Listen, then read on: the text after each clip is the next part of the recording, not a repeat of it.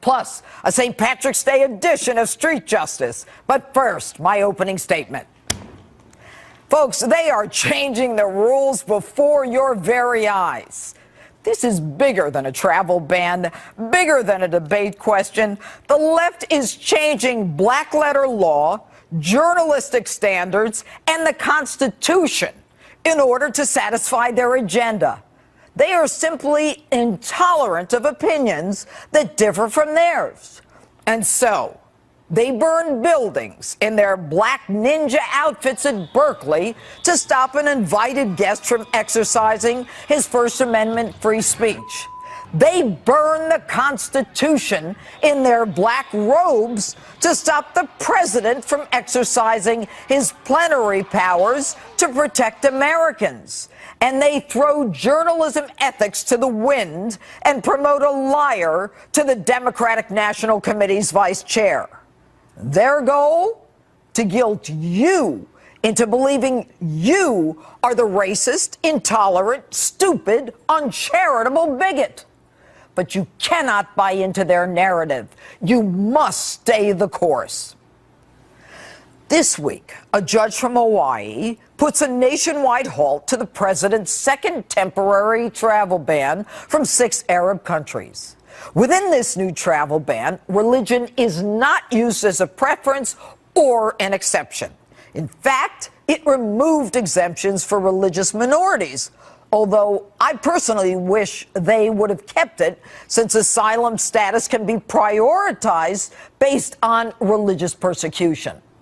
But the new executive order temporarily halts travel unless you already have a visa or a green card. Judge Derek Watson, however, a Harvard genius, blocks the ban. He stops it, saying that it prevents Hawaiians from receiving visits from their relatives from Somalia, Sudan, Iran, Libya, Yemen, and Syria, and actually harms tourism from those countries, as well as Hawaii's ability to recruit from places like Syria. Hey, Judge Watson, not for nothing, Hawaii hasn't taken in one refugee from those countries.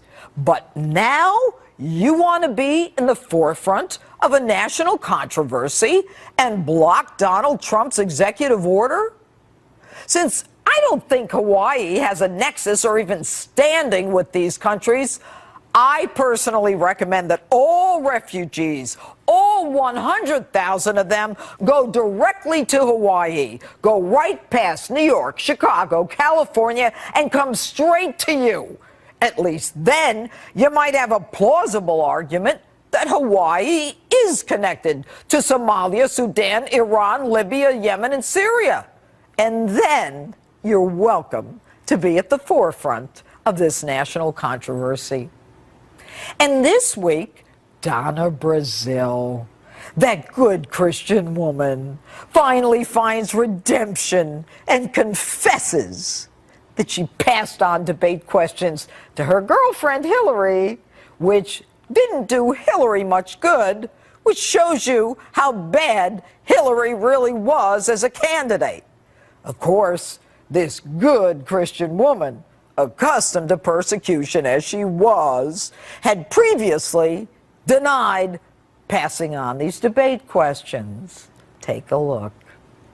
As a Christian woman, I understand persecution, but I will not sit here and be persecuted because your information is totally false. What you're telling the American people, email. Well, Podesta's emails were stolen. You're so interested in talking about stolen So you material. deny it. You're like a thief that want to bring into the night the things that you found that was in the gutter. What a lying, scheming, Machiavellian Democrat. And she uses as a defense to her lie that she's being persecuted as a good Christian woman. It's not only unseemly, it is demonic. I didn't say democratic, although it could be. It's demonic. And then she continues the narrative that it's all really the Russians' fault. Folks, this is nuts. Since when does a judge look outside the four corners of an executive order, or any contract for that matter, and reach back to what a president said on a campaign trail? Where there is no ambiguity, there is no need to go outside the four corners of the document. If that were the law, the big question in the first executive order, which was, what about the people with visas or green card holders, which was answered by White House counsel, should have been accepted. But it wasn't accepted because it wasn't clear in the order itself, and so the judge would not reach beyond the order to find the answer. And to suggest that the First Amendment Establishment Clause actually applies to people in Somalia who are not even citizens, who don't have visas or green cards, that we should wrap them in the cloak of our United States Constitution when they're thousands of miles from our shores, is outright lunacy. Maybe we ought to put them in Section 8 housing and send them over some mobile homes, and they can float over here and be cloaked in the United States Constitution. Look, judges cannot make decisions based upon their politics or their intense dislike for our president. And likewise, journalists like Donna Brazile should not be able to lie their way into the chair of the Democratic National Committee. That in itself should give you pause for what the standards are in that party. You need to stay the course. They are wrong. You are right in more ways than one. And that's my open. Tell me what you think on my Facebook page or Twitter. Hashtag Judge Jeanine. And joining me now is conservative author and columnist Ann Coulter. All right, Ann, what do you say? Well, it's starting to look like the reason the Democrats are so upset about this alleged Russian interference in the election is that they think they're the only ones who should be able to fix elections, giving debating questions to Hillary. Man, was Trump right? Trump was right about the election, the primary being stolen from Bernie Sanders, and he was right, as we all knew, that the stuff the WikiLeaks was putting out, it was all true. It may have been taken in ways we object to, but has any of it been disputed as being accurate? No, it's all true. Well, then what took Donna Brazile, I don't know, I haven't counted it, what, 8 months to come clean on this? Why did she come clean on this after lying with all these ridiculous excuses? What happened that she finally she didn't really apologize. I mean, she basically says, the best she says, sending those emails was a mistake that I will forever regret, but she doesn't really say, I apologize. Why did she do it? Well, she did it originally to help Hillary, and why she's telling the truth now is, I must tell you, there's quite a history of suddenly getting the truth from both the media and, I suppose in this case, Democratic operatives after the election is over. In one famous example, just before the 1996 election, Bill Clinton had his INS working 24 hours a day, just pumping out new citizens, new citizens, new citizens. Felons were being made citizens. People with long records of convictions were being made citizens because they wanted them to vote Democrat. They got more than 1 million people registered. And when did we find the truth out about that? Oh, yeah, the Washington Post did expose it after the election. Now, once they've done everything they can to fix an election, then you'll get the truth. But what I don't understand is she's still vice chair of the DNC, yes? I don't think Democrats mind this. They're at least not the Hillary crowd. I would think the Bernie Sanders crowd would be a little testy about it. But I would think the Bernie Sanders crowd, and I think a fair number of them, certainly the ones I know, did vote for Trump, or at least didn't vote for Hillary because of the positions. I mean, Bernie Sanders used to have Trump's position on immigration, did have Trump's position on trade. The funny thing about Bernie Sanders is I liked him when he was a socialist. I don't like him once he became a liberal. liberal. Well, all right, let's talk about health care. Now, they're going to vote on Thursday. Hopefully, the House is going to vote. And Donald Trump, the president, is absolutely confident that the no's are going to change to yeses. What do you think? I hope he's wrong. I don't want our hero, Donald Trump, even dealing with Obamacare. As I've said before, come on, what are Republicans in Congress doing? This should be their job. They don't have to build the wall. They don't have to interview the people who are going to build the wall. They don't have to, oversee the travel bans, which I'd also like to say something about, or deportation orders or the trade deals. I mean, the president should deal with the stuff the president does with, and Congress should be the one writing a law allowing us to have the president should put his political capital in this new health care. You think he should let the interesting. So why is he doing it? Especially this bill. Yeah.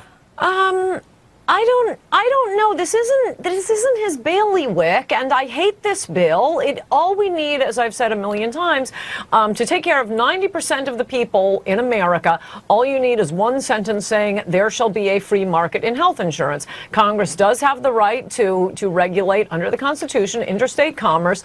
All I want is a free market. I want to buy insurance the same way I buy a microwave oven, a flat screen TV, and, oh yeah, car insurance. Just give us a free market. And then the big part of the bill, and this is admittedly a complicated part of the bill, are more what we'd call the welfare cases. People who can't pay for their own health care, their own health insurance, either because they don't have jobs or for whatever reason, or because they have weirdly expensive medical problems. Yes, of course, we're going to take care of these people. We're already taking care of these people.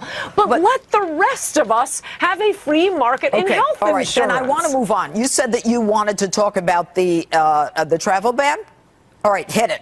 Yes, because you mentioned it, and you're totally right. These judges should be impeached. Ha-ha, something else Congress should be doing. Impeach these outrageous judges. We were warned we were going to get fascism if Donald Trump became president, and oh my gosh, Judge, we're getting it, but we're getting it from the courts. They are violating the rule of law. They are violating the Constitution. They are violating written law, giving the president authority to do this. And, oh, by the way, as long as they're looking at things said on the campaign trail, in Trump's immigration policy paper, I believe it's the very last paragraph, he called for a temporary pause in all immigration, a moratorium. Right. Let's do that. Well, what's amazing to me is I have never heard in contract law or any other law to look past the four corners of a document. Yes. I mean, it's just fundamental first-year law, student. Crazy. Anyway, gotta go. Ann Coulter, it's always good having you on. Thanks for being with us tonight. Good to see you. All right. President Trump doing what he does best, making deals when it comes to the GOP's health care plan. But can he really pull this off? Earlier, I sat down with author of the New York Times bestseller Treason, former Speaker of the House and Fox News contributor Newt Gingrich. Mr. Speaker, thanks so much for being with us. I want to start with health care. And the president has indicated that he is flipping Republicans day by day. He's very positive. He's very optimistic. But in light of this Freedom Caucus, do you really think that people like Tom Cotton or even a Rand Paul are going to flip over to the point where we've got the vote next Thursday? Well, I think the House bill, Speaker Ryan probably will get out. They'll have to accept one or more amendments. The Senate bill is going to be totally different. Can McConnell get a bill out of the Senate?